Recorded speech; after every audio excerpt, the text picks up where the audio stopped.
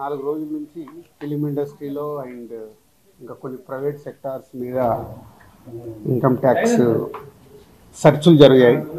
So ఈ సెర్చ్ల విచిత్రం ఏంటంటే మీడియా వాళ్ళందరూ ఛానల్స్లో కానీ సోషల్ మీడియాలో కానీ నేను సెలబ్రిటీని కాబట్టి ఎన్నో సెర్చ్లు జరుగుతున్నా సో నా న్యూసే మీకు క్యూరియాసిటీ ఉంది కాబట్టి మీడియాకి కానీ మీ మీడియా ద్వారా సొసైటీకి కానీ సో దానికి మీరు ఎంత ఫోకస్ చేస్తున్నారో 4 రోజుల నుంచి మీడియా ద్వారా చూస్తూనే ఉన్నాం.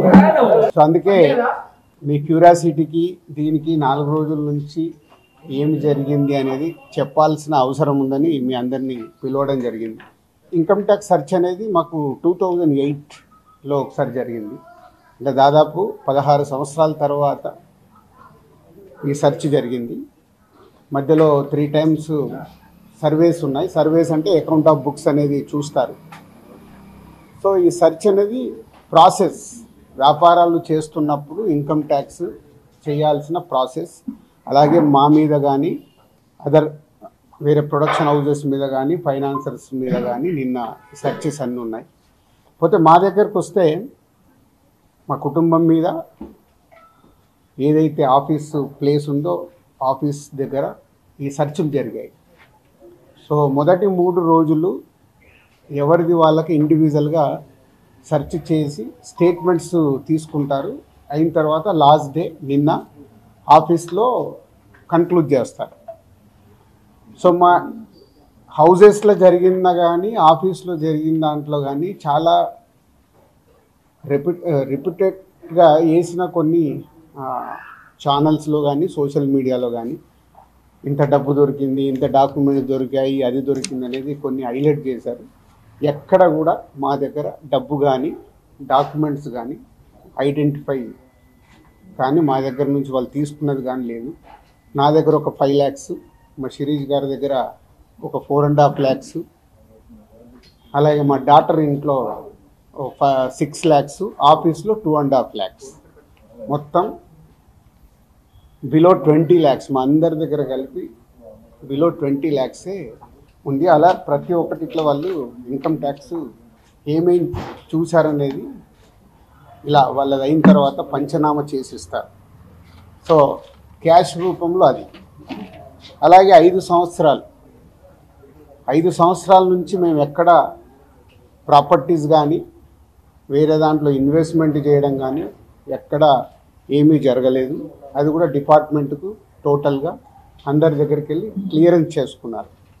ఇది క్లీన్, ఎక్కడ డాక్యుమెంట్స్ కానీ అలాంటివి ఎక్కడేం లేవు. అలాగే బిజినెస్ దాంట్లో ప్రొడక్షను, డిస్ట్రిబ్యూషను, థియేటర్ సైడ్ ఉన్నాం కాబట్టి వాళ్ళకి అన్నీ డీటెయిల్గా కావాలి. డీటెయిల్ అంటే ప్రొడక్షన్ ఎలా జరుగుద్ది, ప్రొడక్షన్లో 24 క్రాఫ్ట్స్ ఉంటాయి. ఆ 24 క్రాఫ్ట్స్లో లావాదేవీలు ఎలా ఉంటాయి ఒక్కొక్క సినిమాకి. సో ఆ డీటెయిల్స్ అన్నీ వాళ్ళు తీసుకోవడం జరిగింది. అలాగే డిస్ట్రిబ్యూషన్ సైడ్ ఎలా ఉంటుంది, ఎగ్జిబిషన్ సైడు ఎలా ఉంటుంది అనేది వాళ్ళన్ని డీటెయిల్స్ అడుగుతూ అందరి దగ్గర తీసుకొని ఫైనల్గా నా దగ్గర నిన్న ఇవన్నిటిని ఎవరెవరు ఏమేమి స్టేట్మెంట్లు ఇచ్చారు, ఏముంది అనేది ఫైనల్ నాతో నిన్న కన్క్లూడ్ చేశారు. డిపార్ట్మెంటే ఆశ్చర్యపోయింది. అంటే ఇంత దిల్రాజు గారిని మేము ఏదో ఎక్స్పెక్ట్ చేసాం, అలా ఉంటుంది ఇలా ఉంటుంది అని సెర్చ్ జరిగేటప్పుడు దే ఆర్ వెరీ హ్యాపీ. వాళ్ళకు మాకు జరిగిన కోఆపరేషన్లో కానీ దాంట్లో కానీ they are very happy department. ఫర్దర్గా ఆడిటర్స్ డిపార్ట్మెంట్ ఉన్నదాని మీద వాళ్ళు క్లారిటీ చేసుకుంటారు. అన్ని బుక్స్ ఆఫ్ అకౌంట్స్ కరెక్ట్గా ఉన్నాయా, ఇవేమున్నాయి లాస్ట్ 5 years అని అవన్నీ వాళ్ళు చేసుకొని కన్క్లూడ్ చేస్తారు. ఇదైపోతే మా మదర్ది, అమ్మకి 19th రోజు కాఫ్ కోల్డ్ ఎక్కువైంది. 19th అయిన తర్వాత ఇంట్లో వెళ్ళేసి ట్రీట్మెంట్ తీసుకొని వచ్చి ఇంట్లో ఉన్నారు. సడన్గా కాఫ్ ఎక్కువ అవుతే ఇమీడియట్లీ హాస్పిటల్కి పంపించాం. దానికి ఎవరో కొందరు హార్ట్ అటాక్ అని ఇంకేదో అయిందని రకరకాల న్యూస్లు క్యారీ చేస్తారు. She very fine. జస్ట్ 2 రోజులు, షీఈ్ 81 ఏజ్, 2 రోజులు హాస్పిటల్లో ఉండి ఇప్పుడు డిశ్చార్జ్ అయ్యారు.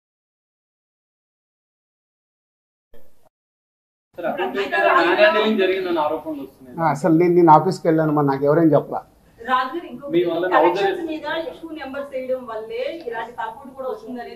అది మొత్తం ఇండస్ట్రీ అంతా కలిపి మాట్లాడతాం. అది నేను ఇండివిజువల్గా మాట్లాడకూడదు. అలాంటి ఏదైనా ఉంటే కరెక్ట్ చేయాల్సిందే, ఇండస్ట్రీ తరఫున కరెక్ట్ చేయాలి. 22 నుంచి మీరు ఐటీ ఫైల్స్ చేశారా సార్? ఎవ్రీ ఇయర్ ఉంటుంది. 22 నుంచి అంటే ఎవ్రీ ఇయర్ ఉంటుంది. అదే 22, 23 వరకు అసెస్మెంట్స్ అయిపోయాయి. 30% స్లాబ్ లోకి ఎంటర్ అయ్యారు కదా, దానికి సంబంధించి కూడా క్లియర్ ఉందా? ఏంటది? ఐటీ అన్నదాన్ని మీరు ఎక్కడున్నారండి బాబు? నా కంపెనీ టర్న్ ఓవర్ ఎంతో 30% గురించి మాట్లాడుతుంది. హైలైట్ టర్న్ ఓవర్ నా కంపెనీది ఎప్పుడో 2008లోనే నా సర్వే అయిందంటే అప్పుడే ఎంటర్ అవుతుంది కదా ఉంది. అయితే ఫిల్మ్ ఇండస్ట్రీలో రైట్స్ జరగడం కూడా ఒక ప్రెస్టీజ్ ఇష్యూగా కొంతమంది చూస్తున్నారు. డైరెక్టర్లు, హీరోలు వీళ్ళంతా దీనికి ఏమంటారు మీరు? అంటే ఇన్కమ్ ట్యాక్స్ వాళ్ళు అదే అంటారు, సార్ మేము వచ్చినామంటే మీరు పెద్దోళ్ళు అని. సో మీ మీద కూడా చేయించుకోరు, మీరు ఫాస్ట్గా పెద్దోళ్ళు అవుతారు. అది న్యాచురల్. అంటే హౌస్ అరెస్ట్ అంటే ఇప్పుడు నేనున్నాను 3 రోజులు, మీ వీడియోలు తీస్తున్నాను, నేను ఎక్కడికైనా వాకింగ్ చేస్తున్నాను, బయటికి వెళ్ళనివ్వరు. కమ్యూనికేషన్ కాకుండా వాళ్ళకి కావాల్సిన ఇన్ఫర్మేషన్ తీసుకోవడానికి అందరినీ డిఫరెంట్లో ప్లేస్లో పెట్టి ఫైనల్గా కన్క్లూడ్ చేస్తారు.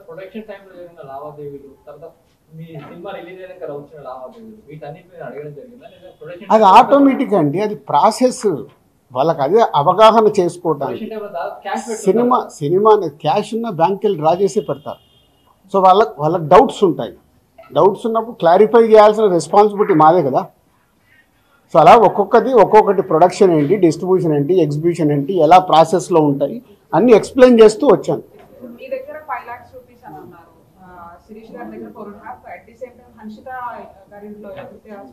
6.5 lakhs టోటల్ కలిసి 20 లక్షలండి క్యాష్ రూపంలో. మా ఫ్యామిలీలో కానీ ఆఫీస్లో కానీ 20 lakhs. అది దానికి కూడా ఇది అన్అఫీషియల్ కాదు, ప్రతి ఒక్కదానికి ఇట్లా డాక్యుమెంట్ ఇస్తారు. ఇది 5,50,000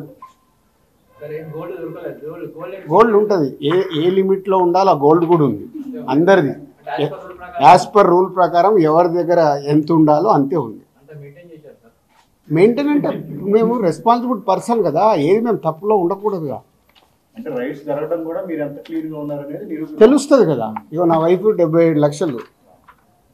సో ప్రతి ఒక్కటి ఇట్లా ఇస్తారు వాళ్ళు డాక్యుమెంట్, పంచనామా చేసి ఇచ్చేసి వెళ్తారు. అందరికి క్లీన్గా ఉన్నాం. అయితే ఎన్ఆర్ఐ నుంచి, పొలిటీషియన్స్ నుంచి కొంత బ్లాక్ మనీ రావడం, దాన్ని ఎక్కువగా ఫిల్మ్ ఇండస్ట్రీలో పెట్టడం ఇలాంటివి జరుగుతాయి అంటారు కదా, దీని గురించి నాకు ఇప్పియరాదు, నేను తీసుకుంటాను. మరి తక్కువ ఇంట్రెస్ట్లో ఎక్కువ ఇంట్రెస్ట్లు కడుతున్నాను నేను.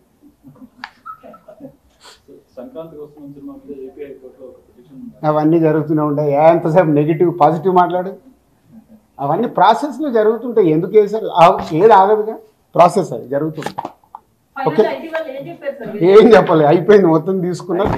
థర్డ్ రోజు వచ్చి కలవమన్నారు. ఈ లోపల చెక్ చేసుకుంటారు, ఆడిటర్ వెళ్ళి మాట్లాడతారు. థర్డ్ రోజు వెళ్ళి నేను కలుస్తాను.